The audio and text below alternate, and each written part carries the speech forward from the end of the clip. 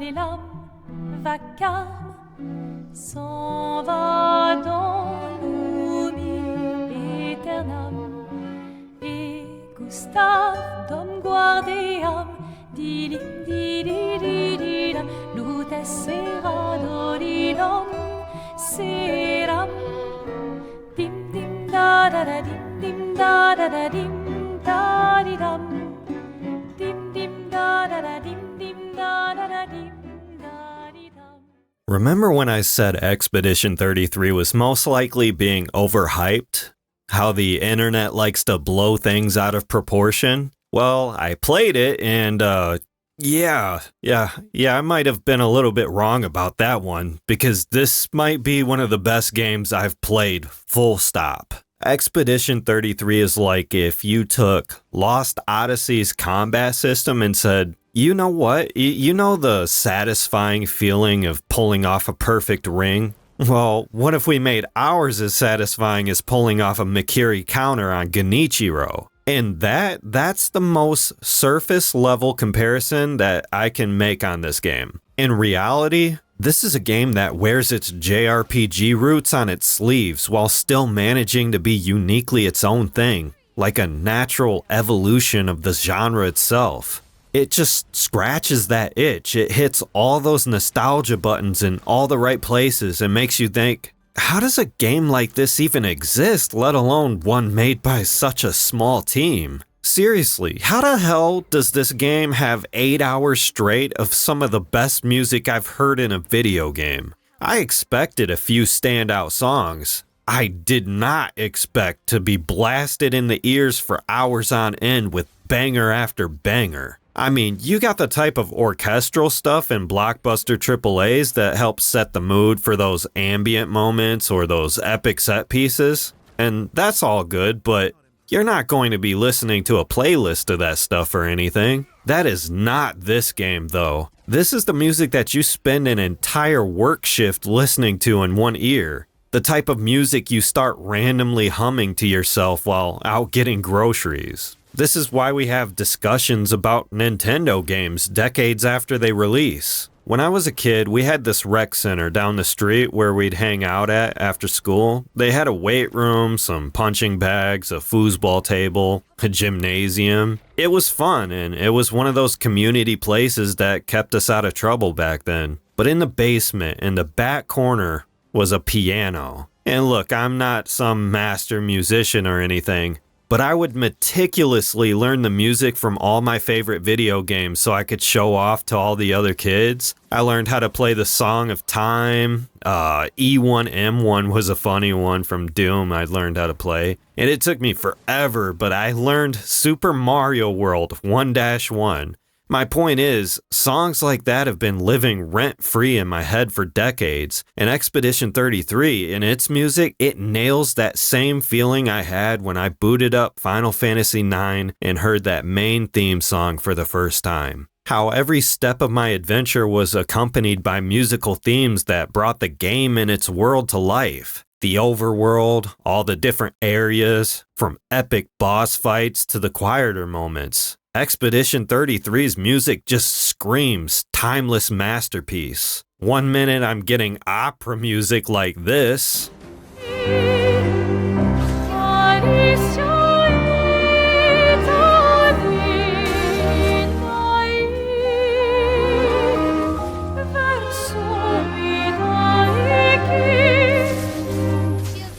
To battle themes like this.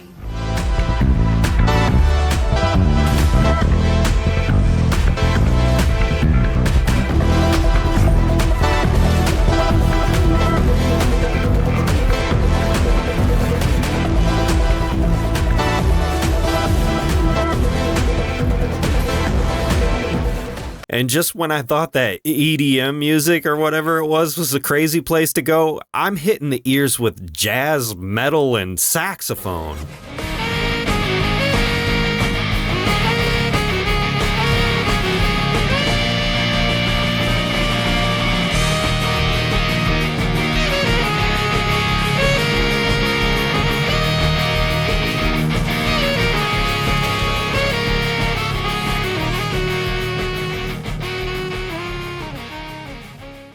Music is something really important to video games, and more games that are going for realism nowadays, 9 times out of 10, they just go for this forgettable ambience during the quieter moments like exploration and talking with characters. I don't want that shit. I want the open seas of Wind Waker, the music you hear while diving in Subnautica, the epicness of fighting the Mantis Lords in Hollow Knight. You ever play Mass Effect? I bet you remember the music of the Citadel and the world map, and how diabolical Saren's theme sounded. Expedition 33 didn't just understand the assignment, they rewrote the assignment and passed it to other developers to study for their exams of making good video game music.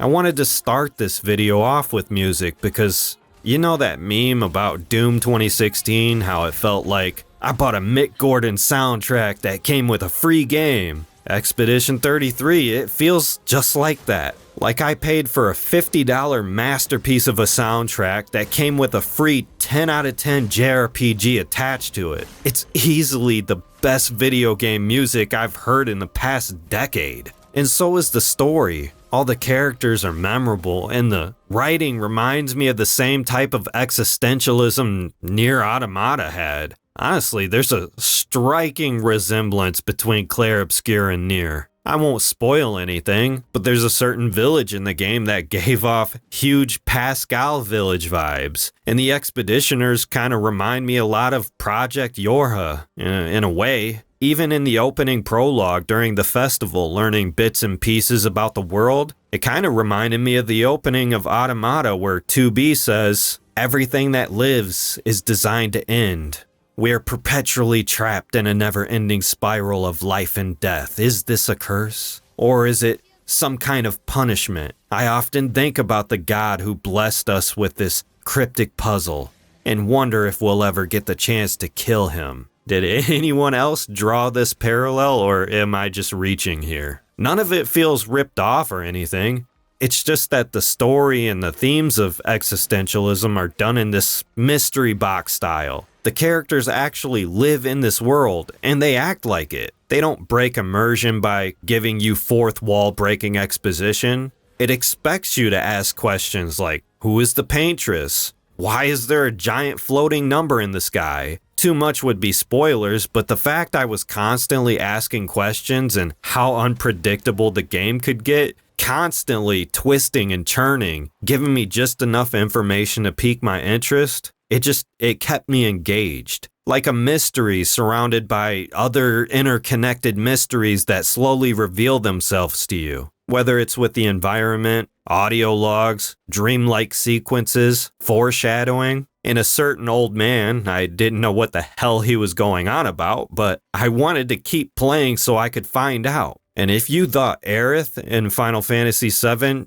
you know what, I'm saying too much. Play it for your damn self. There's just so much about this game that brings me back to when games were made by people who played games. There's no waypoint markers on your screen forcing you into autopilot from one area to the next. No random encounters constantly interrupting gameplay. It never once felt grindy. I actually felt like I was making character builds instead of your typical tank, healer, and DPS. I actually had to think about how my characters would play off of one another. Like how the main character's stance was going to affect my turn and taking a risky parry over trying to heal my party, stacking damage multipliers and using another party member's skill that gets increased damage with that effect, and holy shit, this combat system gets deep. I'm actually looking at all the pictos and what stats my weapons scale with. What skills play off of each other in combat? I'm over here twirling my mustache thinking of all the game-breaking builds I could be making. You add in all the parries, dodging mechanics, and quick action prompts, all that boring waiting you usually do while waiting for your turn in other JRPGs is completely flipped on its head. I usually try to avoid combat in these games until I get stuck and have to level grind. But in this game, I'm picking fights with every enemy I see just because of how damn satisfying it feels to become an untouchable parry god. And don't worry, the game is challenging, but it's not punishing. It didn't matter how many times I lost to Dual Sword Boy because I was back in the fight with Dual Sword Boy immediately until I was counterattacking his ass into oblivion. Every time I replay Dark Souls, I'm always dreading that run back to the Bed of Chaos where I have an 80% chance of being swept into a bottomless pit of death, where it no longer becomes learning from my mistakes. Expedition 33 is a game where death can be quick, so I'm happy it just spawns me 5 seconds away from trying again. Especially when it comes to a certain motherfucker that spawns 2 floating rocks, and if you don't destroy them in time, he gets his whole damn health bar back. You know who you are, you bastard. I don't know what to say. I was wrong about this game being overhyped. This truly is a masterpiece. I love this game, and oh man, I can't wait for you to play it too.